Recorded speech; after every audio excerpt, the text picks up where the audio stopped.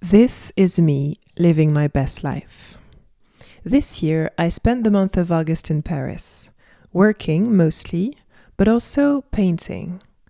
I'm becoming more intentional with my practice, trying to prioritize it and treat it as a pillar of my life.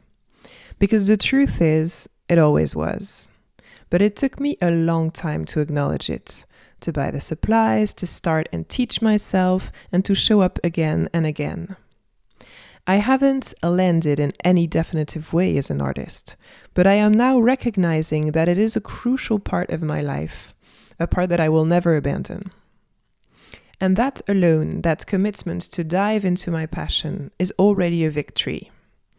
It is both an arrival and a homecoming. By creating these videos, I'm sharing my journey towards living more artfully and mindfully. These are my new priorities, and sharing them matters to me because it gives me accountability. Not the kind that paralyzes, hopefully, but the kind that energizes. This painting video captures my intention to copy a painting by Matisse called La Danse, the dance. I'm doing it from my mother's Pilates studio. She loved the sense of movement that radiates from this painting. The bodies don't follow academic proportions. They almost feel like an excuse to reveal the abstract shape created by their arms. See how they form a beautiful wave? And actually, nothing in this painting is a literal representation. Matisse has this genius way of showing things, objects, bodies, in the most simple, essential way. The way he colors and applies paint feels incredibly free, almost childlike. His paintings seem as if they were made in one sitting, in one joyful gesture, like a dance.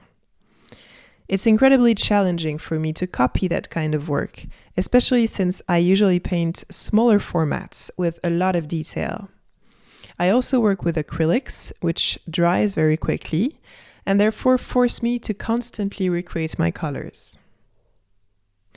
If looking at someone's painting is like seeing the world through their eyes, then copying someone's work is like embodying their essence, like adopting their perspective on the world. Matisse's work makes him seem joyful, carefree.